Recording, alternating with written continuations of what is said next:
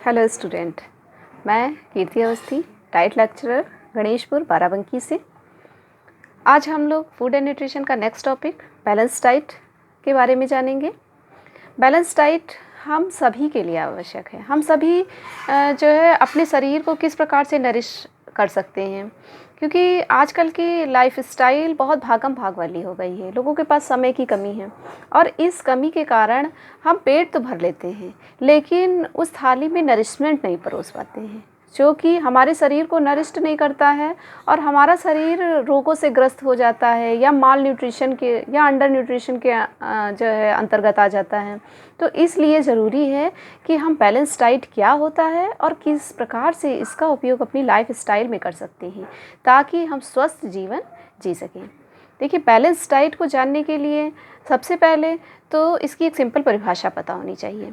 तो balance diet क्या होता है? वह डाइट जो व्यक्ति को तृप्ति या आनंद दे, साथ ही साथ व्यक्ति के शरीर की आवश्यकता के अनुसार हो और व्यक्ति को जो है सभी इसमें उचित पौष्टिक तत्व उचित मात्रा में और उचित स्रोतों से प्राप्त होते हों।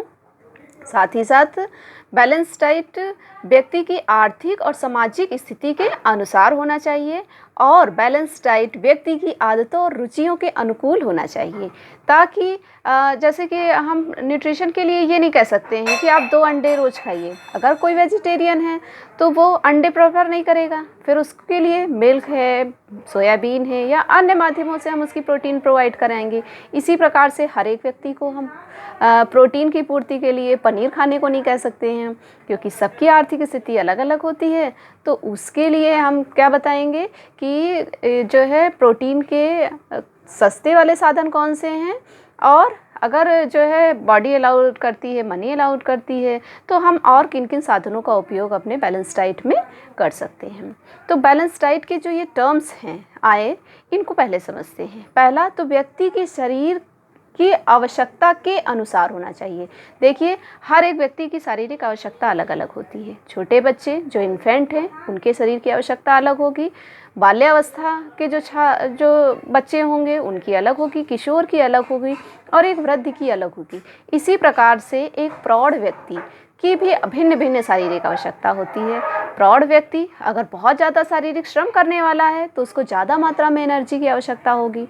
अगर एक प्रौढ़ व्यक्ति जो है मानसिक कार्य ज़्यादा करता है लेकिन शारीरिक श्रम बहुत कम करता है, तो उसे अधिक मात्रा में प्रोटीन और कम कैलोरी वाले भोजन की आवश्यकता होगी। इसी प्रकार से कोई व्यक्ति जो थोड़ा सा बॉडी वर्क भी करता है, थोड़ा मेंटल वर्क भी करता है, तो उसे मध्यम में प्रोटीन और कैलोरी की आवश्यकता होगी। तो व्यक्ति की शारीरिक आवश्यकता के अनुसार भोजन होना चाहिए। नेक्स्ट एक चीज़ कही गई कि उचित स्रोतों से प्राप्त होनी चाहिए। अब उचित स्रोतों से मीन्स हम ये नहीं कह सकते हैं कि मच्छी चावल आप प्रेफर कर लीजिए, क्योंकि ये अब बांग्लादेश या जो है पश्चिम बंगाल, जहाँ समुद्री एरिया है, वहाँ पर मछली अच्छे से मिलती है। इसी प्रकार से हमारे उत्तर भारत में या इस क्षेत्र में जहाँ पर कृषि प्रधान देश है, कृषि जो है अवेलेबल हो रहा, सब्जियाँ अवेलेबल हो रही हैं, यहाँ पर हम दाल चावल रोटी सब्जी इसको प्रेफर करेंगे। तो यह व्यक्ति की जो है उचित स्रोतों से भी प्राप्त होनी चाहिए। और इसके बाद एक टर्म्स आया कि व्यक्ति की शारीरिक आवश्यकता के अनुरूप होना चाहिए। हर व्यक्ति की शारीरिक आवश्यकता अलग अलग होती है। जैसे यदि कोई व्यक्ति जो है किसी प्रकार के रोग से ग्रसित है या डिफिशियंसी का शिकार है, तो उस अवस्था में उसकी आवश्यकता अलग हो जाएगी। मान लीजिए कोई व्यक्ति डायबिटिक है, तो उसके लिए बैलेंस डाइट क्या होगी? उसमें बिल्कुल भी शुगर वाली चीज़ें, मीठी चीज़ें बिल्कुल भी ऐड नहीं की जाएंगी, वो उसके लिए बैलेंस डाइट है। इसी प्रकार से अगर कोई किसी व्यक्ति का बॉडी स्ट्रक्चर या किसी प्रकार की डिफिशियंसी, किसी प्रकार का रोग है, तो उसके लिए उसके अकॉर्डिंग बैलेंस डाइट बनाई जाएगी। और अगर सामान्य है तो उसे सभी प्रकार के पोषक तत्व उचित मात्रा में दिए जाएंगे। इसी प्रकार से व्यक्ति की आर्थिक स्थिति के अनुसार कि कौन कौन से फूड हैं जिनको हम बैलेंस डाइट में सम्मिलित कर सकते हैं। तो बैलेंस डाइट के लिए हमने देखा कि बैलेंस डाइट व्यक्ति की आवश्यकता के अनुसार, शारीरिक स्थिति के अनुसार, व्यक्ति की कार्य करने की क्षमता का क्रियाशीलता के अनुसार, उचित मात्रा में सभी पोषक तत्व उचित स्रोतों से प्राप्त हों और व्यक्ति की आर्थिक स्थिति के अनुसार हों, वह बैलेंस डाइट है, जो कि व्यक्ति को नरिश भी करेगा और साथ ही साथ शरीर के तीनों कार्य, कौन कौन से? पहला ऊर्जा देना, और दूसरा इसके अंतर्गत कौन सा कार्य आता है? शरीर की जो है शरीर में मांसपेशियों की जो है वृद्धि के लिए आवश्यक है, मतलब शरीर निर्माण के लिए आवश्यक है ना, शरीर निर्माण कार्य। और इसी के साथ ही तीसरा कार्य है शरीर को सुरक्षा प्रदान करना, यानी कि रोग प्रतिरोधक क्षमता उत्पन्न करना। अगर बैलेंस डाइट की बात की जाए तो ये तो परिभाषा है, इसको हम विजुअल कैसे करें? अगर हम कहें कि जो है कोई ऐसा व्यक्ति जो कि होम साइंस या फूड एंड न्यूट्रिशन नहीं पढ़ा है और फर्स्ट टाइम जान रहा है कि बैलेंस डाइट व्यक्ति के लिए इतनी इम्पॉर्टेंट है और व्यक्ति के लिए अलग अलग रिक्वायरमेंट रखती है, तो उसको कैसे पता चलेगा कि वो बैलेंस डाइट किस प्रकार से लें? तो इसके लिए जो है ये एक 7 फूड ग्रुप और 8 फूड ग्रुप की अवधारणा प्रस्तुत की गई है। अच्छा, फूड ग्रुप क्या है? फूड ग्रुप हमारे बैलेंस डाइट को प्रॉपर मात्रा में लेने में बहुत सहायता करते हैं। जैसे कि फूड ग्रुप के माध्यम से हम कौन सी चीज़ें कितनी मात्रा में खाएं, इसके बारे में काम किया जा सकता है। फूड ग्रुप की अगर बात करें तो अगर हम नॉर्मली नहीं जानते कि फूड ग्रुप क्या है, तो हम इसको कैटेगराइज कर सकते हैं। जितने भी अनाज आप जानते हैं, जैसे गेहूँ हो गया, चावल हो गया, बाजरा हो गया, ज्वार हो गया, जितने भी अनाज जानते हैं उन सब अनाजों को एक ग्रुप में रख लीजिए। जितनी प्रकार की आप सब्जियां जानते हैं, इन सभी सब्जियों को दूसरे ग्रुप में रख लीजिए। इसी प्रकार से खट्टे और रसीले फल, इसको एक तीसरे ग्रुप में आप रख लीजिए। इसी प्रकार से प्रोटीन जिनसे प्राप्त होता हो, जैसे कि दाल हो गए, दूध हो गए, दूध से बने हुए खाद्य पदार्थ हो गए, ये सारे एक अलग ग्रुप में आप रख लीजिए। इसी ग्रुप में आप मीट, अंडा, लीवर, इन सबको भी ऐड कर सकते हैं। और इसी प्रकार से जितने मीठे पदार्थ हैं, जैसे कि जो है गुड़, चीनी और शहद, इन सबको आप एक ग्रुप में कर लीजिए। इसी प्रकार से आप जो है जितने वसा युक्त खाद्य पदार्थ हैं, जैसे कि तेल हो गया, घी हो गया, और इसके साथ ही ड्राई फ्रूट्स के ऑयल्स हो गए, नारियल का तेल हो गया, इन सबको आप एक अलग ग्रुप में रख लीजिए। और इसी प्रकार से एक ग्रुप आता है जिसमें कि जो है ब्रेड हो गया, साबूदाना हो गया, इन सबको रखा जाता है। तो ये सारे जो है ग्रुप्स के अकॉर्डिंग रख लीजिए आप। अब सबसे पहले तो हम हरी सब्जियों वाले ग्रुप्स को चुनेंगे, और इस ग्रुप का क्या कार्य है कि ये जो है हमारे शरीर को विटामिन्स देता है। विटामिन्स जो है हमारे बॉडी के लिए बहुत ज़्यादा ज़रूरी खाद्य पदार्थ है, क्योंकि ये शरीर की आंतरिक क्रियाओं को करने के लिए, शरीर के चयापचय के लिए आवश्यक होते हैं। और ये जो है शरीर में जो हम फूड लेते हैं, इसको ऑब्जर्व करने में हेल्प करते हैं। अच्छा, इसके अलावा जो खट्टे रसीले पदार्थ हैं, ये भी विटामिन्स देते हैं। विटामिन सी इसका मुख्य स्रोत है। और जो अन्य सब्जियां, अन्य जो है ग्रीन वेजिटेबल्स को हटा करके अन्य सब्जियां और अन्य पीले और रसीले फल हैं, ये विभिन्न प्रकार के विटामिन्स देंगे शरीर को और मिनरल्स देंगे, जो कि हमारे शरीर के जो है रोग प्रतिरोधक क्षमता को बढ़ाने में सहायक होते हैं। इसी प्रकार से अगर हम अनाज वाले ग्रुप की तरफ जाएं, तो अनाज वाला ग्रुप है, ये हमें एनर्जी देता है, बहुत ज़्यादा मात्रा में एनर्जी देता है, और इसीलिए हम प्रतिदिन इसकी 2 या 3 मील लेते हैं। जैसे कि जो है दाल, चावल, रोटी, सब्जी, ऐसे करके हम लोग खाना खाते हैं, तो सुबह, दोपहर और शाम 3 बार में इसको लिया जा सकता है। अच्छा, इसके अलावा एक जो है आपका फूड ग्रुप था जिसमें कि प्रोटीन और प्रोटीन वाले खाद्य पदार्थ मिलने थे। इनके अंतर्गत क्या आएंगे? दालें आएंगी, दूध आएंगे, दूध से बने हुए खाद्य पदार्थ जैसे कि दही हो गया, जो है पनीर हो गया, योगर्ट हो गया, ये सारी चीज़ें इसके अंतर्गत आएंगी। और साथ ही साथ इस जो है वाले ग्रुप में मीट और अंडा भी ऐड किया जाता है, क्योंकि कुछ लोग वेजिटेरियन होते हैं और कुछ लोग नॉन वेजिटेरियन होते हैं। जो वेजिटेरियन हैं, ये दाल और जो है दालों के विभिन्न ग्रुप और बीज जैसे कि चना हो गया, सोयाबीन हो गया, इनसे प्रोटीन प्राप्त करते हैं। जो नॉन वेजिटेरियन हैं, ये लोग अंडा और लीवर और मीट वगैरह भी प्रेफर कर सकते हैं। तो ये प्रोटीन हमारे शरीर के निर्माण कार्य में सहायक होता है। अच्छा, शरीर का निर्माण कार्य क्या है? शरीर में मेटाबॉलिज्म और कैटाबॉलिज्म को बैलेंस करता रहता है। अच्छा, इसके अलावा जो है आपका आया शर्करा वाला ग्रुप, जिसमें चीनी थी, गुड़ था और मीठे खाद्य पदार्थ थे। तो इस ग्रुप के माध्यम से हमें एनर्जी मिलती है। 1 ग्राम कार्बोहाइड्रेट खाने से 4 कैलोरी मिल जाती है हमें।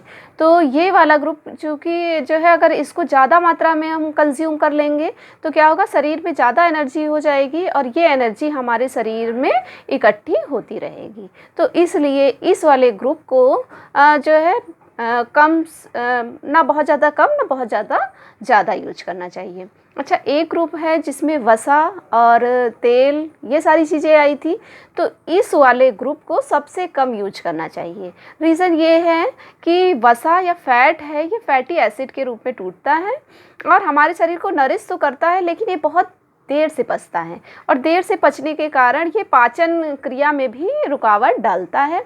इसीलिए इसका कम से कम मात्रा में उपयोग किया जाना चाहिए। दूसरी वजह ये भी है कि वसा, 1 ग्राम वसा से हमें 9 कैलोरी प्राप्त होती है, क्योंकि 1 ग्राम प्रोटीन से 4 कैलोरी और 1 ग्राम कार्बोहाइड्रेट से 4 कैलोरी, लेकिन 1 ग्राम अगर वसा खाएंगे तो 9 कैलोरी प्राप्त होगी। इसका मतलब जस्ट डबल, यानी हम अगर आधा भी यूज कर रहे हैं तो उससे मिलने वाली एनर्जी जस्ट डबल हो जाएगी। इसीलिए अगर बहुत ज़्यादा फैट चीज़ें खाएंगे तो फैटी हो जाएंगे। इसीलिए शरीर के जो बॉडी प्रॉपर नरिश्ड नहीं कर पाती है। इस तरीके से हम 7 फूड ग्रुप्स का यूज करके अपने जो है थाली को बैलेंस कर सकते हैं। छात्रों, अगर हम ये कहें कि जो है बैलेंस डाइट को 7 फूड ग्रुप के माध्यम से भी इतना अच्छे से नहीं समझ पाए हैं, तो इसके लिए एक फूड पिरामिड दिखाया गया है। यह फूड पिरामिड एक तरीके से बैलेंस डाइट का विजुअल रूप है, जिसको एक बार देख करके समझ में आता है कि हमें कौन सी चीज़ कितनी मात्रा में खानी चाहिए। ये पिरामिड इसीलिए कहा गया है क्योंकि इसका नीचे जो आधार है, ये आधार चौड़ा है और ऊपर की ओर नुकीला है, यानी ऊपर की ओर जो भी खाद्य पदार्थ होंगे उनकी मात्रा हमें यूज़ करने में कम से कम लेनी होगी। इस जो है फूड पिरामिड के माध्यम से हमें पता चलता है कि हमें कौन सी चीज़ें कितनी मात्रा में लेनी चाहिए। इस फूड पिरामिड में आधार यानी जो चौड़ा वाला भाग है, इसमें सभी प्रकार के अनाज रखे गए हैं, जिनको हमें 3 से 4 बार यूज करना चाहिए एक बार के प्रतिदिन की थाली में। अच्छा, इसके ऊपर जो रखा गया है वो खट्टे और रसीले पदार्थ हैं, यानी कि हमें 2 से 3 बार इन खट्टे रसीले फलों का यूज करना चाहिए। इसके ऊपर विभिन्न प्रकार की सब्जियां, अन्य सब्जियां, हरी सब्जियां आती हैं, जिनका यूज़ हमें 2 से 3 बार करना चाहिए। और इसके ऊपर आता है प्रोटीन युक्त खाद्य पदार्थ, जिसमें आते हैं आपकी दालें, दूध से बने हुए खाद्य पदार्थ, दूध, मीट, अंडे, इनका यूज़ हम 2 से 3 बार करते हैं। इसके ऊपर आती हैं मिठाइयों, जिसमें कि चीनी, गुड़, शक्करा, स्टार्च, चावल, ये सारी चीज़ें हमें दिन में 2 से 3 बार यूज करनी चाहिए। फिर इसके ऊपर आता है जो कि जैसे कि चॉकलेट, मिठाई, बनी हुई मिठाई, कोल्ड ड्रिंक्स, ये सबसे ऊपर टॉप पे हैं, जिनको हमें हफ्ते में 1 या 2 बार यूज़ करना चाहिए, प्रतिदिन के खाने में यूज नहीं करना चाहिए। तो बैलेंस डाइट की अगर थाली को पूरा 100% माने तो हमारे पूरी थाली का 40 to 60% कार्बोहाइड्रेट युक्त खाद्य पदार्थ से मिलना चाहिए। इसी प्रकार से 30 to जो है 45% हमें प्रोटीन युक्त खाद्य पदार्थ मिलने चाहिए। 20 to 25% हमें जो है फल और हरी सब्जियां, ये सारी चीज़ें मिलनी चाहिए। और इसके साथ ही 5% वसा, और उसके अलावा 5% में हम अन्य चीज़ें जैसे कि कभी मीठा हो गया, कभी देसी घी हो गया, इस तरीके की चीज़ों को यूज करते हैं। अच्छा, फैट की बात अगर की जाए तो ऐसा नहीं है, हमें प्रतिदिन 20 ग्राम फैट जो है ज़रूरी होता है, क्योंकि शरीर में अंदर से जो नरिशमेंट होती है उसके लिए वसा की भी आवश्यकता है। तो बिल्कुल भी किसी भी खाद्य पदार्थ को ना तो भोजन से हम एकदम से अलग करेंगे और ना ही भोजन में बहुत ज़्यादा मात्रा मिलेंगे। बैलेंस डाइट का मतलब ना तो किसी चीज़ को बहुत ज़्यादा मात्रा में खाना और ना ही किसी चीज़ को बिल्कुल भी अवॉइड करना। ऐसे होता क्या है कि हमें अगर दाल नहीं पसंद है तो हम दाल नहीं खाते, सिर्फ सब्जियां खाते हैं। हमें सब्जियां नहीं पसंद है या फल नहीं पसंद है तो हम फल बिल्कुल भी नहीं खाते हैं। तो बैलेंस डाइट में हम जितने भी ठोस और तरल पदार्थ जो हमारी जानकारी में है, जिनको खाया और पचाया जा सके, इनकी एक बैलेंस मात्रा जो है हमें प्रतिदिन लेनी चाहिए। तो चलते चलते आप सभी को जो है थैंक यू बोलेंगे फॉर वॉचिंग वीडियो। और जो हम आपसे कह रहे थे कि फूड पिरामिड, इसका एक पिक्चर शेयर करेंगे। इस पिक्चर को देख करके आप ज़्यादा विजुअल हो जाएंगे कि किस प्रकार का भोजन हमें लेना चाहिए। Okay guys, bye.